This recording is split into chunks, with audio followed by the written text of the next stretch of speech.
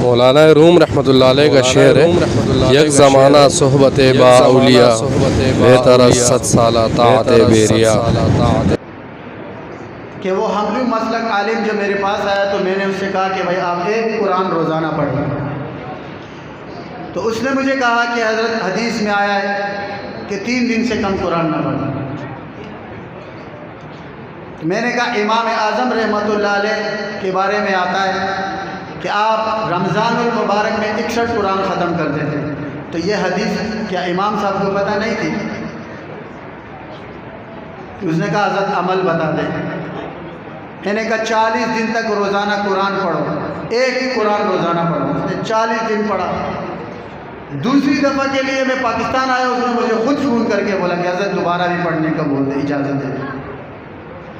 یہ قرآن جو آج ہمارے پاس اور آپ کے پاس آیا ہے، اس کے پیچھے بہت بڑی قربانیاں ہیں جو سب سے پہلے صحابہ نے دی، اس کے بعد تابعین نے دی، پھر تبع تابعین، پھر ائمہ مجتہدین، اور اس طرح یہ ترتیب وار یہ سلسلہ آتے آتے ہمارے اکابرین تک آیا۔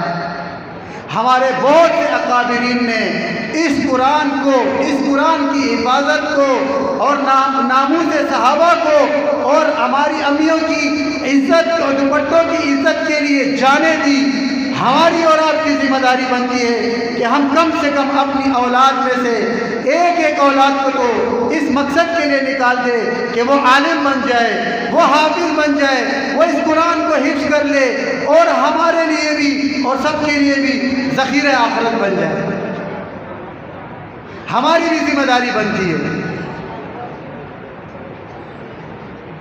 اتنی آسانی سے یہ قرآن یہاں پر ہمارے پاس آ گیا، الحمدللہ یہ علماء نے بہت بڑی قربانیاں دی ہیں۔ آپ لوگ، ہم لوگ، ہمارے دور میں بھی کیسے بڑے بڑے اکابرین کو خون میں نہلا دیا گیا۔ ان کا قصور کیا تھا؟ اس قرآن کی خدمت ان کا قصور تھا، اور کوئی قصور نہیں تھا۔ وہ انجینئر ہوتا، ڈاکٹر ہوتا، پروفیسر ہوتا، سیاست میں کسی جگہ بڑا سیاستدان ہوتا، اس کو کوئی بھی کچھ نہیں بولتا۔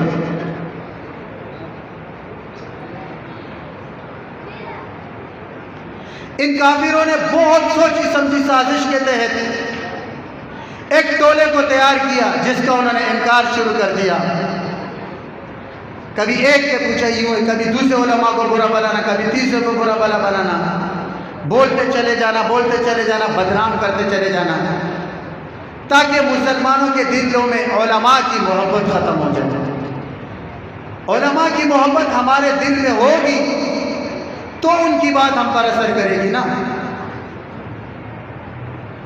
یہ بہت سوچی سمجھی سازش کے تحت علماء کے خلاف سوشل میڈیا میں بکواس، الٹی سیدھی چیزیں بولنا،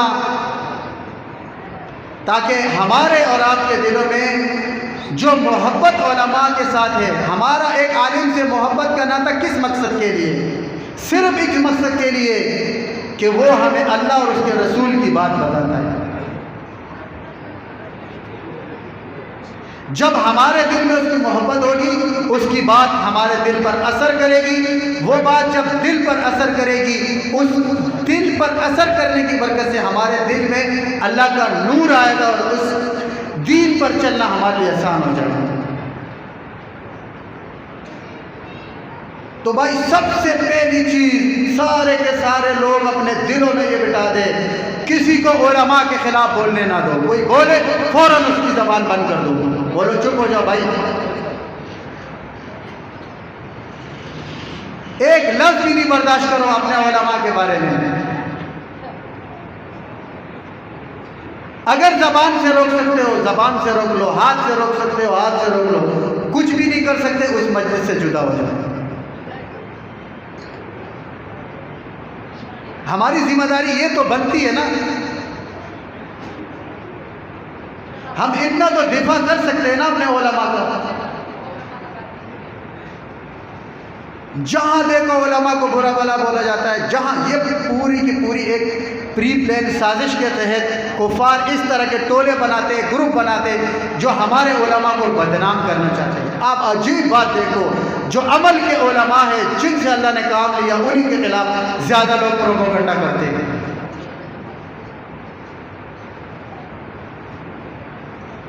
اس کا مقصد ہے کہ اللہ تبارک و تعالیٰ کیا ان کا عمل قبول ہے۔ حضرت علی رضی اللہ عنہ کا قول ہے جب تمہیں پہچان نہ ہو کہ دشمن کون ہے اور دوست کون ہے تو اس وقت اس چیز کو دیکھو کہ دشمنوں کے تیر کس طرف ہیں۔ جن کے اوپر دشمنوں کے تیر برس رہے وہ حق پر ہے، وہ علماء دیوبند ہے۔ جس کو دیکھو علماء دیوبند کے خلاف بکواس کرتا رہے گا، ان سب کے تیر علماء دیوبند کی طرف ہے، چاہے وہ کسی بھی صورت میں ہے، چاہے وہ کسی جماعت میں ہے، چاہے وہ مدرسے میں ہے، وہ جہاد میں ہے، وہ کسی تنظیم میں ہے۔ آپ دیکھ لو وہ دین کی خدمت کر رہے ہیں، کفار ان کی مخالفت کر رہے ہیں۔ ہم کس کا ساتھ دے رہے ہیں؟ ہم انہی کافروں کا ساتھ دیتے ہیں، بجائے اس کے کہ ہم ان کی زبان بند کریں۔ یہ کوئی ابھی سے مسئلہ نہیں ہے، یہ بہت پیچھے سے ان خبیثوں کی چالیں چلتی ہوئی آ رہی تھی۔ انہوں نے ہمارے صحابہ کو نہیں چھوڑا تو ہمیں اور آپ کو کیا چھوڑیں گے؟ یہ ہمیں مارتے تو بغض صحابہ میں مارتے، کیونکہ ہم صحابہ کی اولاد ہیں۔ انہی صحابہ کی برکت سے یہ قرآن آج ہم تک پہنچا ہے۔ صحابہ نے اس کو سنبھالا، اپنے سینوں میں سنبھالا۔ ایک جنگ کے اندر 70,000 کے قریب صحابہ شہید ہوئے تھے، جو تقریباً صحابہ جو تھے نا وہ حافظ قرآن تھے۔ آپ کیا سمجھتے ہیں اتنے آرام سے ہمارے پاس آ گئے؟ اس لیے جو بچے حافظ بن جائے وہ تو روزانہ کچھ بھی نہیں کر سکتے بھائی، 3 پارے تو روزانہ پڑھے، 10 دن میں اس کا قرآن اپنے معمول میں رکھے، بالکل بھی جو ہے نا قرآن سے دور نہ ہو۔ اللہ کے نبی نے فرمایا قرآن کو مضبوطی سے پکڑ لو، قرآن دلوں میں سے ایسے نکل کے بھاگتا ہے جیسے آپ اونٹ کو چھوڑتے ہو اونٹ بھاگ جاتا ہے۔ تو اس سے ثابت ہوتا ہے کہ ہمیں اپنا تعلق قرآن عظیم الشان کے ساتھ ہر وقت جوڑ کے رکھنا پڑے گا۔ تو اس مجلس میں ہمارے جتنے بھائی آئے ہوئے جن کی اولاد انہوں نے اپنے بچوں کو ابھی تک مدارس میں نہیں ڈالا، حفظ کے لیے نہیں ڈالا، اپنے بچے کی قابلیت کو دیکھیں، استاد کے سامنے بٹھائے، تو وہ کوشش کرے کہ اپنے بچوں کو حافظ بنائیں اور علماء کے ساتھ جوڑے، خود بھی جوڑے اور بچوں کو بھی جوڑے، کیونکہ نیک کی صحبت آپ کو نیک بنا دیتی ہے اور بد کی صحبت آپ کو بد بنا دیتی ہے۔ حضرت مولانا روم رحمۃ اللہ علیہ کے بارے میں آتا ہے کہ یہ روم کے جو بادشاہ تھے اس کے بھتیجے تھے، ایک بہت بڑے عالم تھے، بہت زبردست عالم تھے، پھر بادشاہ کا بھتیجا بھی تھا، جہاں جاتے تھے اس کے ساتھ ان کے لوگ ہوتے تھے، باقاعدہ کتابوں کی پالکی ان کے ساتھ چلتی تھی، پیچھے جوبا لوگ پکڑ کے گھومتے تھے۔ حضرت شمس تبریز رحمۃ اللہ علیہ نشاپور کے جنگلات میں اللہ تبارک و تعالیٰ نے ہر ولی کو ایک مقام دیا ہوتا ہے، جب وہ اس دنیا سے جاتا ہے تو وہ کسی نہ کسی کو سونپ کے جاتا ہے۔ شمس تبریز کے جانے کا وقت قریب ہوا، اللہ تبارک و تعالیٰ نے ان کے دل میں ڈالا، کہا یا اللہ یہ جو تیری امانت ہے میں کس کو دے کے جاؤں؟ اللہ نے کہا کہ روم جاؤ مولانا روم کے پاس۔ اب شمس تبریز رحمۃ اللہ علیہ وہاں پر آئے تو مولانا روم رحمۃ اللہ وہ بادشاہ کے بھتیجے تھے، تو وہ پریشان ہو گئے کہ میں ان کے سے کیسے ملوں گا۔ اللہ نے دل میں ڈالا دریا کے کنارے بیٹھے اور اللہ اللہ کی ضربیں لگانا شروع کی۔ حضرت مولانا روم کے دل میں اللہ نے ڈالا کہ آج مطالعہ جا کے دریا کے کنارے کریں گے۔ حضرت نے توجہ ڈالی تو وہ وہاں پر آ گئے، تو مولانا روم رحمۃ اللہ نے اپنی ساری کتابیں لگا کے مطالعے کے لیے بیٹھے ہی تھے کہ اتنے میں یہ حضرت شمس تبریز اٹھ کے آئے، ان سے کہتے ہیں اس میں کیا ہے؟ مولانا روم رحمۃ اللہ نے فرمایا بابا یہ تمہاری سمجھ میں نہیں آئے۔ پھر ان سے پوچھا اس میں کیا ہے؟ پھر انہوں نے کہا بابا آپ کی سمجھ میں نہیں آئے۔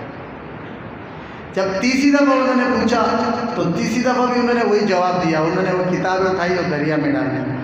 حضرت مولانا روم رحمۃ اللہ چیخنے لگے یہ میرا علم تھا، بڑی قیمتی کتابیں تھیں یہ۔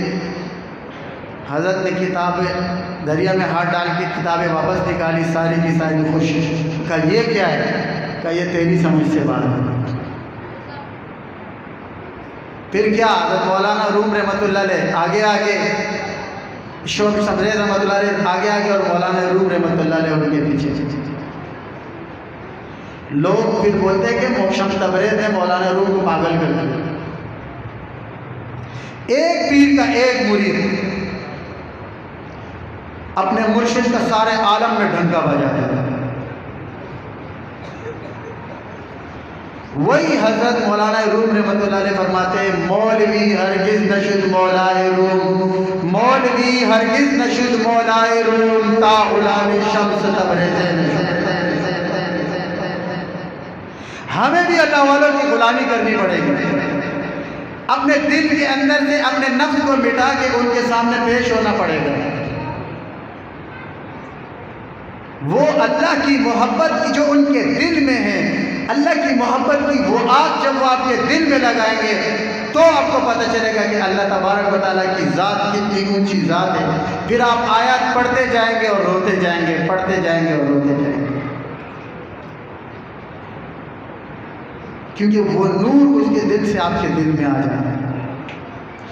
جو عشق کی خاصیت، وہ آگ کی خاصیت، ایک خانہ بخانہ، ایک سینہ بسینہ، قریب جلتے ہوئے دل کے اپنا دل کر دے، یہ آگ لگتی نہیں، لگائی جاتی ہے۔ اللہ اور اس کے رسول کی محبت اور عشق کی آگ یہ لگتی نہیں ہے، شیخ کے پاس آپ بیٹھتے اس کی توجہ سے لگتی ہے۔